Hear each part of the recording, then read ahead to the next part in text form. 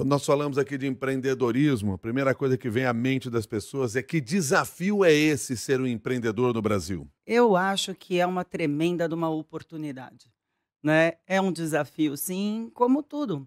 Eu brinco assim, que se você tiver um emprego e perder o emprego, você tem que ir atrás do emprego. Se você tiver uma empresa e perder um cliente, você tem que ir atrás de outro cliente.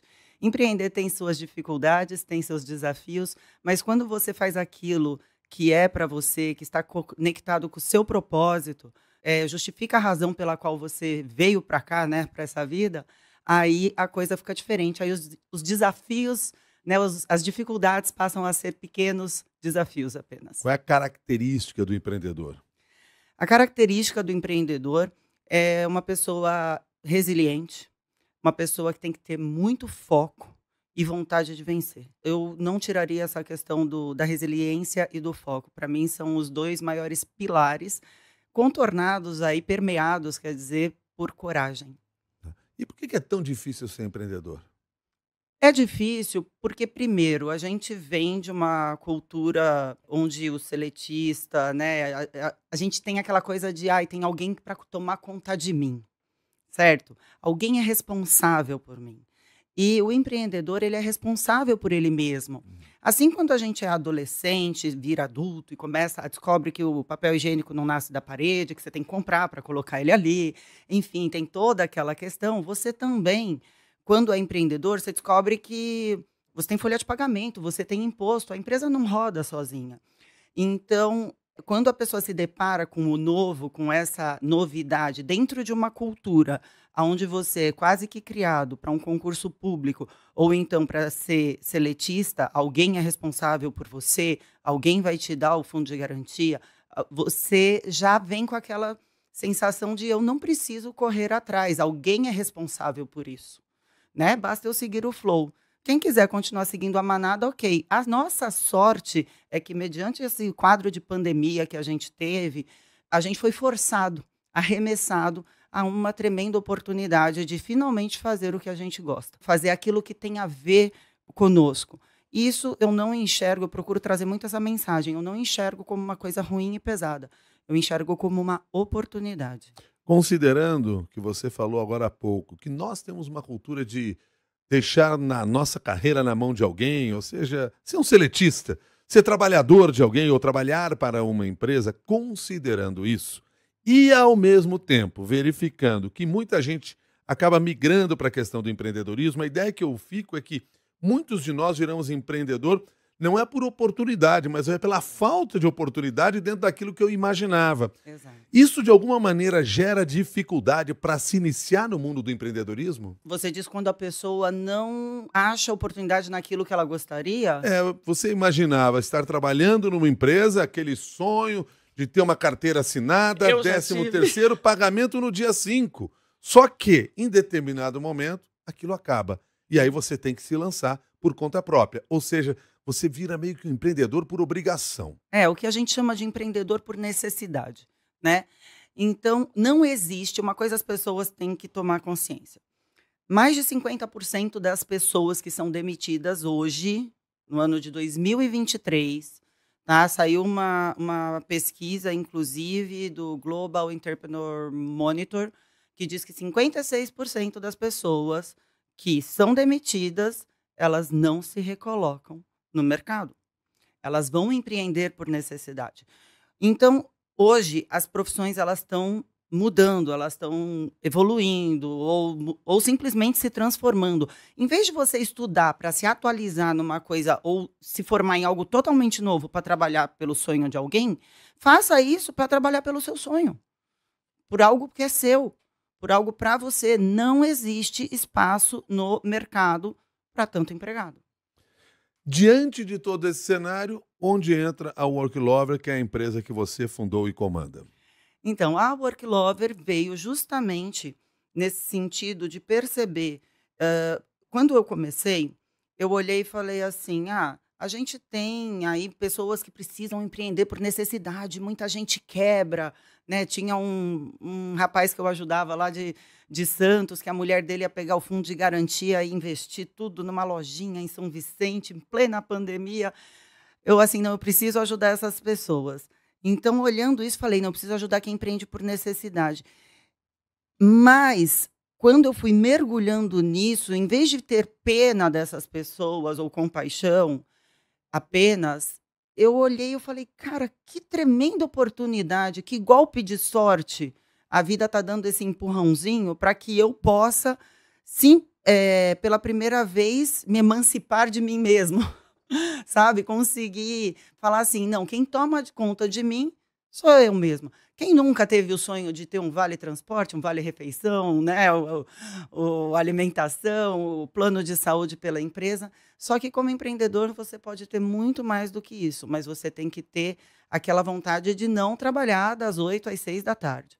Mas enfim, a Work Lover nasceu da necessidade de ajudar pessoas a viverem do sonho delas, a viverem do propósito delas, né, de forma segura e estruturada. Você vai empreender: "Ah, mas eu não sei quanto eu vou ganhar". Sabe sim, existe o Prolabore. Você tem que colocar o Prolabore. É que as pessoas olham assim: "Ah, o que sobrar eu pego, mistura a conta de casa".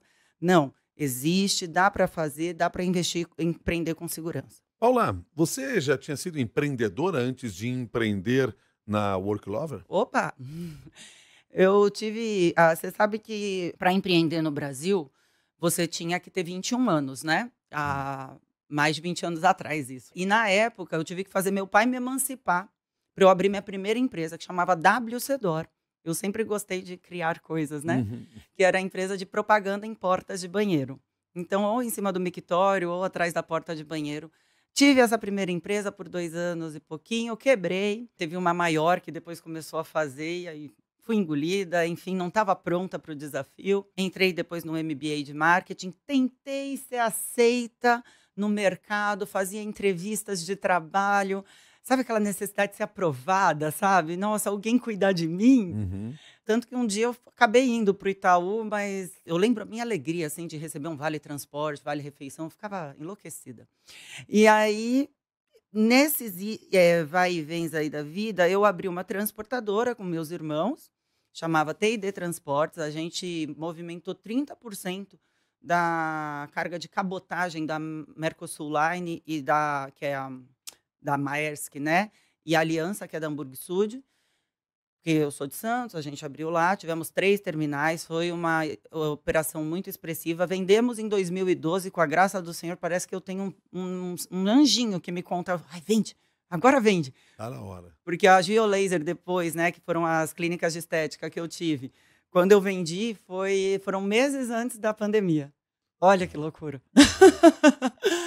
É. Então, depois da transportadora eu tive a Geolaser, e nesse tempo eu sempre me prendi à vida acadêmica, a consultorias, sempre gostei. Trabalhei na Fundação Getúlio Vargas, na fusão da Serp com a Radiobras, que formou a TV Brasil, fiz alguns projetos de marketing com eles lá também. Tive uma sociedade muito mal sucedida em relação à clínica de estética, em 1 mês e meio acabou a sociedade, e foi aí que eu acabei entrando na Geolaser. E na Geolaser fiquei por 6 anos, 6 maravilhosos e incríveis anos. Tive algumas unidades, era franqueada master da rede, dava treinamento para todo mundo. Só que aí quando foi vendida para a Sorridentes, que é da Carla Sarne, que é uma empresária incrível, mas assim, para mim ficou pequeno. Eu não consigo ter rédeas. Assim, Aham. eu preciso de espaço para criar e poder fazer do meu jeito. Então, quando eu vi que ali não ia ser mais para mim, eu tive uma oferta muito boa nas minhas unidades, aí eu resolvi vender, e quando eu vendi, eu tive uma situação de saúde que eu fiquei entre a vida e a morte, foi muito próximo, foram dias depois da venda. E durante aqueles 30 dias eu falei assim: "Cara, se eu for embora agora, o que que eu fiz? Ah, dei uns empregos, foi legal, tal, mas o que que eu deixei?". E aí foi ali que eu falei: "Se eu sair dessa, eu vou dedicar minha vida a transformar a vida de pessoas". E aí você cria o Work Lover. E Exatamente. por que o Work Lover? Porque, como eu disse, é das pessoas apaixonadas pelo que fazem. Quando eu saí desse quadro do hospital, eu percebi que eu precisava que a minha vida tivesse sentido.